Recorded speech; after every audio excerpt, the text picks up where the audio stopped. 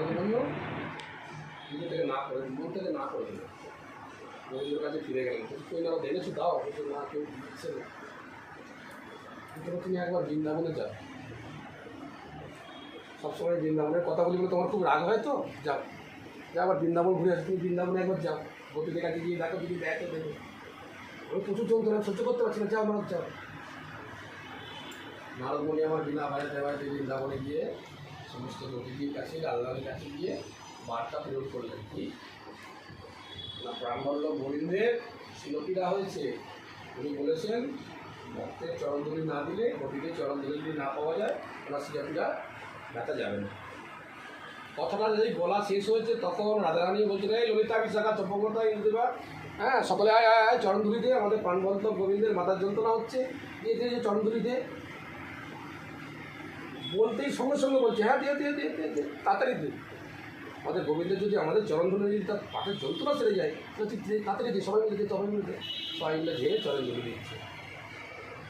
চরণধুলিটা নেবার পর নারদ বলছেন, হ্যালো গোপী, তোমাদের মরণের ভয় নাই, তোমাদের নরকে যাবার ভয় নাই। মরণ কিসের মরণ, কিসের নরক দেখাচ্ছে আমাকে? বলি কেন? সাক্ষাৎ ভগবানের মাথায় তোমাদের চরণ, তোমাদের মতো এলোভেলো গোয়ালার পায়ের ধুলো আছে, তোমাদের নরকে যাওয়ার ভয় নাই, কি নরক দেখাচ্ছে আমাদের? নারক শত বছর ছিল গোবিন্দের জন্য কাঁদছি, কেঁদে কেঁদে দুটো নয়ন আমাদের চলে যাচ্ছে। এর থেকে মনে হয় নরক যন্ত্রণা আরও মনে সুখে। তুমি আমাদের নরক ভয় দেখাচ্ছ? যাও যাও নিয়ে যাও, নিয়ে যাও, তাড়াতাড়ি নিয়ে যাও। আমাদের চরণ ধরে নিয়ে যদি আমাদের প্রাণবল্লভ গোবিন্দের শিলপীড়া চলে যায়, তার জন্য যদি আমাদের নরকেও যেতে হয়, নরকে আজীবন কাল পচে মরতে হয়, আমরা রাজি আছি।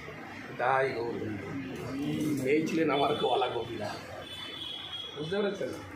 তাহলে ভগবান গোবিন্দ মাথায় বালিশ দিয়ে দ্বারকাতে কাঁদতেন, রাধা রাধা রাধা। সত্যভামা রুক্মিণী বলছেন, প্রভু আমাদের কার নাম করেন? এই আমাদের তো এখন তো আমরা দুজন আছি, আমাদের তো নাম করে রাধাটা কে? এই রাধা রানী কে? এটা বলতে গেলে এখন বিশাল কাহিনী আছে। जगन्नाथ स्टोरी है, जगन्नाथ स्टोरी चले जाएगा, जगन्नाथ प्रोग्राम आ जाएगा और रात में आबार सब्जी करना पड़ेगा और जगन्नाथ बलराम को भोग लगाना पड़ेगा, हमारा ट्रेन छूट जाएगा। इताई गौर हरि बोल।